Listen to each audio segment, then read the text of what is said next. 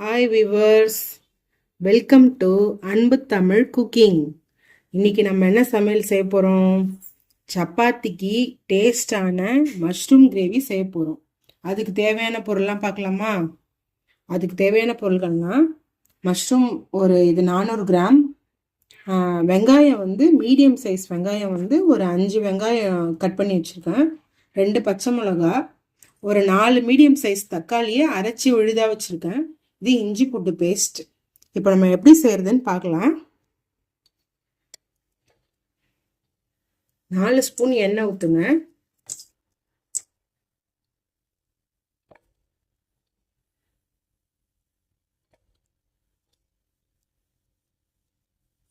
இதில் என்னென்ன போட போகிறோன்னா 2 ஏலக்காய், ஒரு 4 துண்டு பட்டை, 4 கிராம்பு, அப்புறம் பிரியாணி இலை,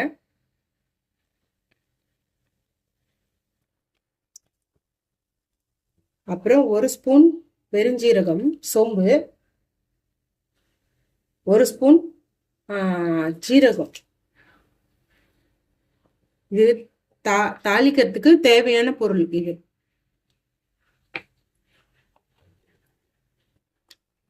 நல்லா பொரிஞ்சு வந்ததும் நல்லா இதெல்லாம் பொரியணும்.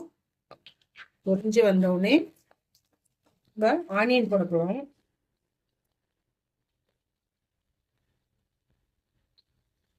நல்லா பொரிஞ்சிருச்சு. இப்போ வெங்காயத்தை போடுறோம்.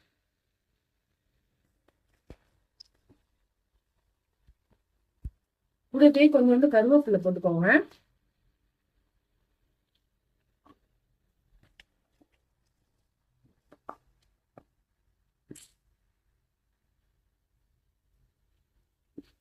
ரெண்டு பச்சை மிளகா சொன்னல, அதையும் போட்டுருங்க.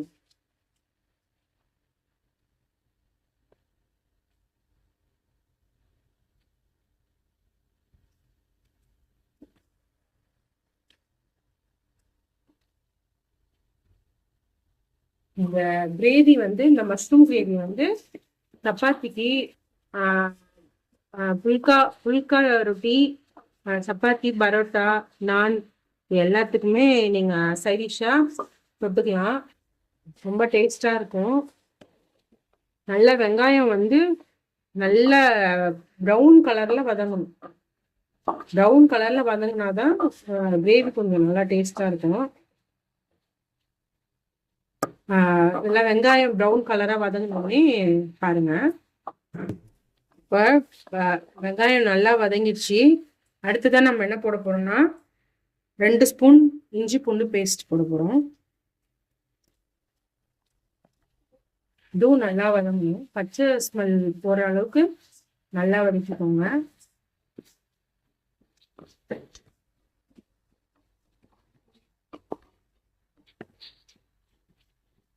அடுத்தது நம்ம தக்காளி விழுத அரைச்சி வச்சிருக்கோம்ல, இந்த தக்காளி விழுத இப்போ இதில் ஊற்றிடலாம்.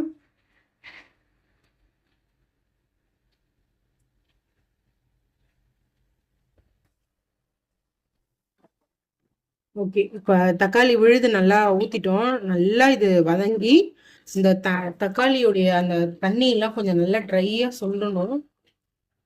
சுண்டின உடனே நம்ம என்னென்ன மசாலா போடணுமோ அந்த மசாலாலாம் போட்டுக்கலாம். இப்போ நல்லா தக்காளி கொஞ்சம் தண்ணியெல்லாம் குறைஞ்சி கொஞ்சம் திக்காயிடுது பாருங்க.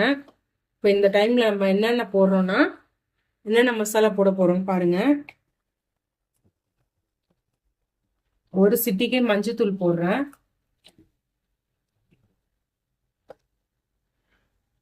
2 ஸ்பூன் குழம்பு மிளகாய் தூள் போடுறேன்.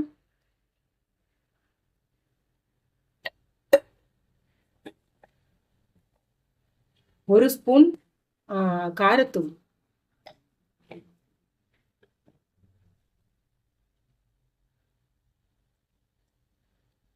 1 ஸ்பூன் கரம் மசாலா பொடி.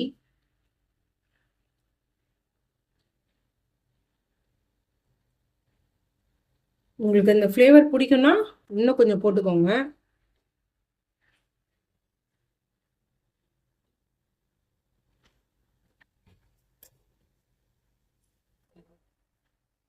இப்போ அடுத்தது என்ன பண்ண போறோம்னா, அடுத்து கொஞ்சமா சால்ட்டு தேவையான அளவு போட்டுக்கோங்க சால்ட்டு. இப்போ இதை நல்லா நல்லா வதக்கிட்டு, இந்த மசாலா நல்லா வதங்கணும், பச்சை ஸ்மெல் போற அளவுக்கு நல்லா வதக்கிக்கோங்க.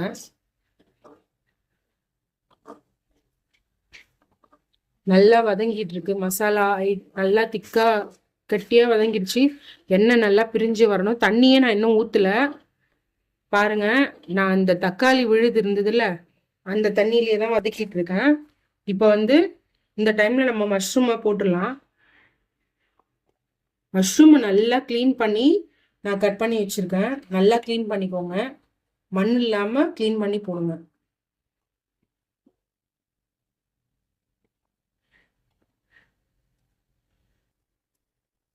இப்பவே எவ்வளோ ஸ்மெல் வருது பாருங்க, வாசனையா, நல்லா கம கமல் வாசனையா இருக்கு. இது வந்து நீங்க சப்பாத்தி கூட ரைஸ்ல கூட போட்டு சாப்பிடலாம், டேஸ்டா இருக்கும். நல்லா வதக்கிக்கோங்க. நல்லா மஷ்ரூம்ல நல்லா படுற மாதிரி அதில் நல்லா வதக்கணும். இப்போ வந்து என்ன பண்ண போறோம்னா, ஒரு தட்டு போட்டு மூடிடுவோம். அப்ப இந்த மஷ்ரூம்ல தானாவே வந்து கொஞ்சம் தண்ணி விடும். தண்ணி விட்டு அது கொஞ்சம் ஒரு பாதி வெந்ததுக்கு அப்புறமா அடுத்து நம்ம என்னன்னு பார்க்கலாம். ஒரு நல்லா மஷ்ரூம் வதங்கணும், வதங்கி நல்லா இதாகணும். அதுலேருந்து நீர் விடும். நீர் விட்டதுக்கு அப்புறமா நம்ம பார்க்கலாம். இப்போ ஒரு தட்டு போட்டு மூடி வைக்கலாம். இப்ப திறந்து பார்க்கலாம். இப்போ பாருங்க, நல்லா எப்படி தண்ணியே ஊத்துல, எப்படி தளன்னு இருக்கு பார்த்தீங்களா? கிரேவி பதத்துக்கு வந்துடுச்சு, செமி கிரேவியா இருக்கு. இதுல வந்து நான் வந்து எனக்கு சப்பாத்திக்கு கிரேவி வேணும், இன்னும் கொஞ்சம் தண்ணியா இருந்தா போதுன்றதுனால நான் கொஞ்சமா தண்ணி ஊத்துறேன்.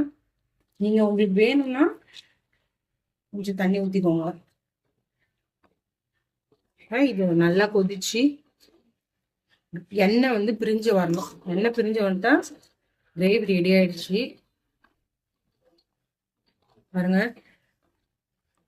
நான் கொஞ்சமா தண்ணி ஊற்றி இப்போ எனக்கு எவ்வளோ தேவையோ அவ்வளோ இது பண்ணியிருக்கேன். எண்ணெய் மட்டும் பிரிஞ்சு வந்துடுச்சுன்னா கிரேவி முடிஞ்சிருச்சு. இப்போ நம்ம இதில் வந்து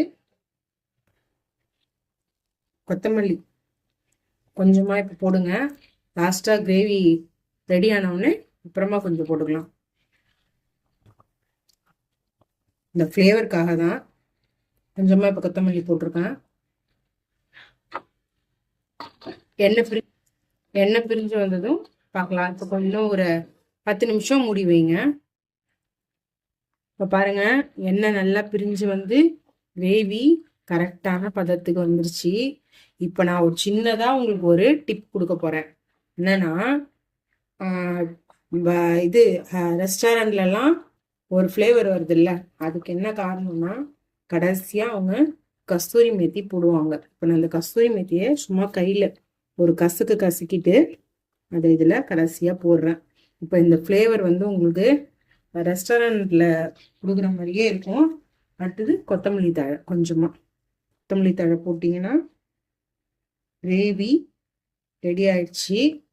இதை சப்பாத்தி கூட வச்சு அழகாக சாப்பிடலாம். ஓகேவா? இது பாருங்க, மணமணக்கும் மஷ்ரூம் கிரேவி தயார்.